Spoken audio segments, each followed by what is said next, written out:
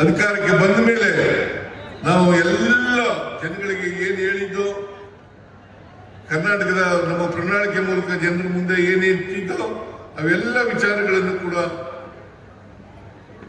ನಾವು ಜಾರಿಗೆ ಕೊಡ್ತಾ ಇದ್ದೀವಿ, ಮುಂದೇನೂ ಕೊಡ್ತೇವೆ ಅಂತಕ್ಕಂಥ ಮಾತುಗಳನ್ನು ಈ ಸಂದರ್ಭದಲ್ಲಿ ಹೇಳಲಿಕ್ಕೆ ಬಯಸ್ತಾ ಇದ್ದೇನೆ. ಅದರಿಂದ ಕಾಂಗ್ರೆಸ್ ಸರ್ಕಾರ ನಿಮ್ಮ ಸರ್ಕಾರ ದುಡಿದಂತೆ ನಡೀತಕ್ಕಂಥ ಸರ್ಕಾರ, ಯಾವತ್ತೂ ಕೂಡ ನಾವು ಹಿಂದೆ ಬೀಳಲ್ಲ. ನಾನು ಹೇಳಿದ್ದೆ 2000 ಹಿಂದೆ ಮುಖ್ಯಮಂತ್ರಿ ಆಗಿರುವಾಗ ಪ್ರತಿ ಜಿಲ್ಲೆಯಲ್ಲಿ ಒಂದು ಮೆಡಿಕಲ್ ಕಾಲೇಜನ್ನು ಮಾಡ್ತೇವೆ, ಸೂಪರ್ ಸ್ಪೆಷಾಲಿಟಿ ಆಸ್ಪತ್ರೆಯನ್ನು ಮಾಡ್ತೇವೆ,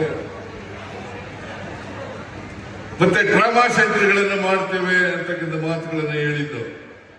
ಈಗಾಗಲೇ ಸುಮಾರು 24-25 ಜಿಲ್ಲೆಗಳಲ್ಲಿ ಮೆಡಿಕಲ್ ಕಾಲೇಜುಗಳನ್ನು ಮಾಡಿದ್ದೇವೆ. 24-25 ಜಿಲ್ಲೆಗಳಲ್ಲಿ ಮೆಡಿಕಲ್ ಕಾಲೇಜುಗಳನ್ನು ಮಾಡ್ತೇವೆ. ನಾನು ಏನು ಮಾತು ಕೊಟ್ಟಿದ್ದೀನಿ, ಈಗ ಹಾವೇರಿನಲ್ಲಿ ಮಾತು ಕೊಟ್ಟಿದ್ದೆ, ಯಾವ ಪ್ರಯತ್ನನೂ ಕೂಡ ಮಾಡಲಿಲ್ಲ ನಾವು. ಅದಕ್ಕೋಸ್ಕರ ಗೋವಿಂದರಾವ್ ಅವರ ಅಧ್ಯಕ್ಷತೆಯಲ್ಲಿ ಒಂದು ಸಮಿತಿಯನ್ನು ಮಾಡಿ ಅವರನ್ನು ವರದಿ ತರಿಸಿಕೊಂಡು ಅದನ್ನ ಬಜೆಟ್ ವಿಧಾನಸಭೆಯಲ್ಲೂ ಕೂಡ ಮಂಡಿಸಿ ಅದರ ಒಪ್ಪಿಗೆಯನ್ನು ಅಲ್ಲಿ ಸರ್ಕಾರಿ ಮೆಡಿಕಲ್ ಕಾಲೇಜಿಗೆ ಶಂಕುಸ್ಥಾಪನೆ ನಡೀತಾ ಇದೆ. ಇದಕ್ಕೆ ಕಾರಣಕರ್ತರು HY ಮೇಟಿಯವರು ಅಂತಕ್ಕಂಥ ಮಾತುಗಳನ್ನ ಈ ಸಂದರ್ಭದಲ್ಲಿ ಹೇಳಲಿಕ್ಕೆ ಬಯಸ್ತಾ ಇದ್ದೇನೆ. ನನಗೆ 2014-15 ಹಿಂದೆ ಮುಖ್ಯಮಂತ್ರಿ ಆಗಿದ್ದಂಥ ಸಂದರ್ಭದಲ್ಲಿ HY ಮೇಟಿಯವರು ಬಾಗಲಕೋಟೆ ಜಿಲ್ಲೆಗೆ ಒಂದು ಮೆಡಿಕಲ್ ಕಾಲೇಜ್ ಆಗಲೇಬೇಕು ಅಂತೇಳಿ ಹಠ ಮಾಡಿ ಆಗ ಘೋಷಣೆಯನ್ನು ಮಾಡಿಸ್ತಾ ಇದ್ರು. ಕಾರಣಾಂತರದಿಂದ ಇಂದಿನ ಅವಧಿಯಲ್ಲಿ ನಾನು ಮೆಡಿಕಲ್ ಕಾಲೇಜನ್ನು ಮಾಡಕ್ಕಾಗಲಿಲ್ಲ. ಮತ್ತೆ ಅವರು ಗೆದ್ದು ಬಂದ ಮೇಲೆ ಈ ಸಾರಿ ಬಾಗಲಕೋಟೆಗೆ ಮೆಡಿಕಲ್ ಕಾಲೇಜ್ ಆಗಲೇಬೇಕು ಅಂತೇಳಿ ಅನೇಕ ಸಾರಿ ನನಗೆ ಒತ್ತಾಯವನ್ನು ಮಾಡಿದ್ರು. ನಾನು ಅವರ ಒತ್ತಾಯಕ್ಕೆ ಮಣಿದು 2026ರಲ್ಲಿ ಬಜೆಟ್ ಅನ್ನು ಮಂಡಿಸಿದ ಸಂದರ್ಭದಲ್ಲಿ ಮತ್ತೆ ಘೋಷಣೆಯನ್ನ ಮಾಡಿದೆ. 2025ರಲ್ಲಿ ಘೋಷಣೆಯನ್ನ ಮಾಡಿದೆ. ಅದು ಟೆಂಡರ್ ಕರೆದು ಪ್ರಾಸೆಸ್ ಎಲ್ಲ ಮುಗಿದು ಈಗ ಏಜೆನ್ಸಿ ಫಿಕ್ಸ್ ಆಗ್ತಕ್ಕಂಥ ಸಂದರ್ಭ ಬಂದದ್ರಿಂದ ಅವರು ಇವತ್ತು ಟೆಂಡರ್ ಕೂಡ ಕರೆದಿದ್ದೀವಿ, ಏಜೆನ್ಸಿ ಕೂಡ ಫಿಕ್ಸ್ ಆಗಿದೆ, ಕೆಲಸ ಪ್ರಾರಂಭ ಆಗಬೇಕು. ಈ ಮಧ್ಯೆ ಅಸೆಂಬ್ಲಿ ನಡೀತಾ ಇರೋದ್ರಿಂದ ನಾನು ಹೇಳಿದೆ, ಒಂದು ಶನಿವಾರ ಭಾನುವಾರ ಯಾವತ್ತಾದರೂ ಕೂಡ ಶಂಕುಸ್ಥಾಪನಾ ಕಾರ್ಯಕ್ರಮವನ್ನು ಇಟ್ಟುಕೊಳ್ಳಿ, ಅವತ್ತು ನಾನು ಬಂದೇ ಬರ್ತೀನಿ ಅಂತಕ್ಕಂಥ ಮಾತುಗಳನ್ನು ಹೇಳಿದೆ. ಹಾಗಾಗಿ ಇವತ್ತು ಶಂಕುಸ್ಥಾಪನೆ ನಡೀತಾ ಇದೆ. ಇವತ್ತು ಮೇಟಿಯವರ ಕನಸು ನನಸಾಗಿದೆ ಅಂತಕ್ಕಂಥ ಮಾತುಗಳನ್ನ ಈ ಸಂದರ್ಭದಲ್ಲಿ ಹೇಳಲಿಕ್ಕೆ ಬೋಸರಾಜ್ ಅವರಿಗೆ ನಾಳೆದ್ದು ದೆಹಲಿಗೆ ಕಳಿಸ್ತಾ ಇದ್ದಾರೆ. ನಾವೆಲ್ಲ ಸಂಸತ್ ಸದಸ್ಯರ ಭೇಟಿ ಮಾಡ್ತಾ ಇದ್ದೇವೆ. ಭೇಟಿ ಮಾಡಿ ಅವ್ರಿಗೆ ಮನವರಿಕೆಯನ್ನು ಮಾಡಿಕೊಂಡು ಕೇಂದ್ರ ಸರ್ಕಾರದ ಮೇಲೆ ಒತ್ತಡವನ್ನು ಹೇರಿ ಈ ತೀರ್ಪಿಗೆ ಅನುಷ್ಠಾನವನ್ನು ತರಬೇಕು. ನಮ್ಮ ಯಾವ ಕೆಲಸಕ್ಕೂ ಅಡ್ಡಿ ಬರಬಾರದು. ಆರ್ಥಿಕವಾಗಿ ಸಹಾಯ ಮಾಡಬೇಕು ಅಂತ ಹೇಳಿ ಮನವಿಯನ್ನ ಮಾಡಲಿಕ್ಕೆ ನಾವು ಹೋಗ್ತಾ ಇದ್ದೇವೆ.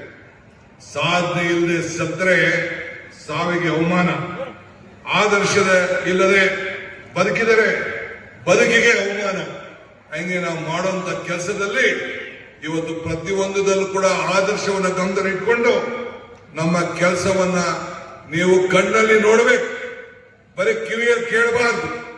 ಆ ರೀತಿಯಲ್ಲಿ ನಮ್ಮ ಕಾರ್ಯಕ್ರಮಗಳನ್ನ ಮಾಡುವಂತ ಕೆಲಸನ ಮಾಡ್ಕೊಂಡು ನಾವು ಬರ್ತಾ ಇದ್ದೇವೆ.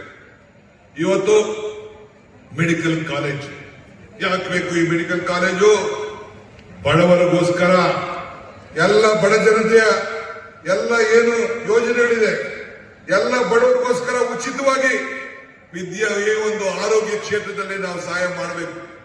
ಖಾಸಗಿ ಹಾಸ್ಪಿಟಲ್ಗಳು ಹಣ ವಸೂಲು ಮಾಡ್ತಾ ಇದ್ದಾರೆ, ಅದನ್ನ ತಪ್ಪಿಸಬೇಕು ಅಂತ ಹೇಳಿ ಪ್ರತಿ ಜಿಲ್ಲೆಯಲ್ಲೂ ಮೆಡಿಕಲ್ ಕಾಲೇಜ್ ಮಾಡಬೇಕು ಅಂತ ಹೇಳಿ ಕಾಂಗ್ರೆಸ್ ಸರ್ಕಾರ ಸಂಕಲ್ಪ ಮಾಡಿ ಇಡೀ ದೇಶಕ್ಕೆ ಒಂದು ಮಾದರಿಯಾದಂತಹ ಕೆಲಸವನ್ನು ಮಾಡಿದ್ದೇವೆ.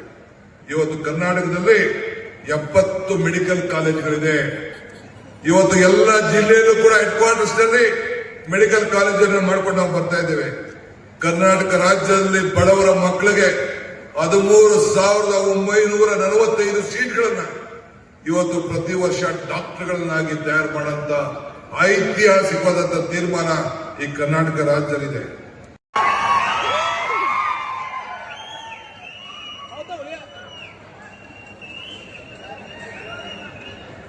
ಈ ಸಮಾರಂಭ ಬಯಸ್ಕೊಳ್ತಕ್ಕಂಥ ಕೆಲಸವನ್ನ ಮಾಡ್ತಾ ಇದ್ದಾರೆ.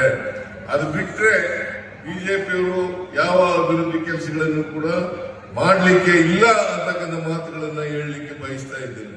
ಅದರಿಂದ ಈಗ ಅಪ್ಪರ್ ಭದ್ರ ಯಾವಾಗಪ್ಪ ತೀರ್ಮಾನ ಆದದ್ದು? 13 ವರ್ಷಗಳ ಹಿಂದೆ. 13 ವರ್ಷಗಳ ಹಿಂದೆ ಯಾಕೆ ಅವರು ಪರಿಹಾರ ಕೊಡಲಿಲ್ಲ?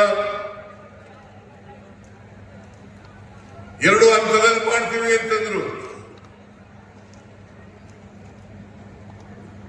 ಆಮೇಲೆ ಪರಿಹಾರವನ್ನ ಕಡಿಮೆ ಹಣವನ್ನ ಫಿಕ್ಸ್ ಮಾಡಿದ್ರು. ಆ ಕಾರಣದಿಂದ ರೈತರು ಮುಂದೆ ಬರಲಿಲ್ಲ. ಅದಕ್ಕೋಸ್ಕರ ಅಪ್ಪರ್ ಕೃಷ್ಣ 3ನೇ ಹಂತ ಯೋಜನೆಗೆ ನಮ್ಮ ಸರ್ಕಾರ ತೀರ್ಮಾನ ಮಾಡಿದೆ. ಒಂದೇ ಹಂತದಲ್ಲಿ ಎಲ್ಲರಿಗೂ ಕೂಡ ಪರಿಹಾರವನ್ನು ಕೊಡಬೇಕು ಅಂತಕ್ಕಂಥ ಮಾತುಗಳನ್ನು ಹೇಳಲಿಕ್ಕೆ ಬಯಸ್ತಾ ಇದ್ದೇನೆ. ಈಗ ಇನ್ನೊಂದು ಅಪಪ್ರಚಾರ ಮಾಡ್ತಾ ಇದ್ದಾರೆ. ಬಜೆಟ್ನಲ್ಲಿ ಏನು ಹಣನೇ ಇಟ್ಟಿಲ್ಲ, ಪರಿಹಾರ ಲ್ಯಾಂಡ್ ಅಕ್ವಿಸಿಷನ್ಗೆ ದುಡ್ಡು ಇಟ್ಟಿಲ್ಲ ಅಂತಕ್ಕಂಥ ಅಪಪ್ರಚಾರವನ್ನು ಮಾಡ್ತಾ ಇದ್ದಾರೆ. ವಾಸ್ತವ ಏನಪ್ಪಾ ಅಂತಂದ್ರೆ, ಸತ್ಯ ಸಂಗತಿ ಏನಪ್ಪಾ ಅಂತಂದ್ರೆ, ನಾವು ಈ ವರ್ಷ ಅಂದ್ರೆ 26-27ರಲ್ಲಿ 3,000 ಕೋಟಿ ರೂಪಾಯಿಗಳನ್ನ ಭೂಮಿ ಪರಿಹಾರಕ್ಕೋಸ್ಕರ ಇಟ್ಟಿದ್ದೇವೆ. ಅದ್ರ ಜೊತೆಗೆ ಅದು ಸಾಲಲ್ಲ ಅಂತ ಗೊತ್ತು, ಆದ್ರೆ ಸಪ್ಲಿಮೆಂಟರಿನಲ್ಲಿ ಇನ್ನೂ 5,000 ಕೋಟಿ ರೂಪಾಯಿಗಳನ್ನ ಕೊಡ್ತೇನೆ ಅಂತಕ್ಕಂಥ ಮಾತುಗಳನ್ನ ಕಂಬಳಿ. ಆದ್ರಿಂದ ಯಾವುದಾದ್ರೂ ಸರ್ಕಾರ ಇದ್ರೆ ಅಸೋಸಿಯೇಷನ್ ಹಾಗೂ ಮಾದಿಗ ಮಹಾಸಭಾ ಬಾಗಲಕೋಟೆ ಇವರೆಲ್ಲರ ಕಡೆಯಿಂದ ಸನ್ಮಾನ್ಯ ಮುಖ್ಯಮಂತ್ರಿಗಳಿಗೆ ಹಾಗೂ ಸನ್ಮಾನ್ಯ ಉಪಮುಖ್ಯಮಂತ್ರಿಗಳಿಗೆ ಸನ್ಮಾನಿಸಲಾಗಿದೆ.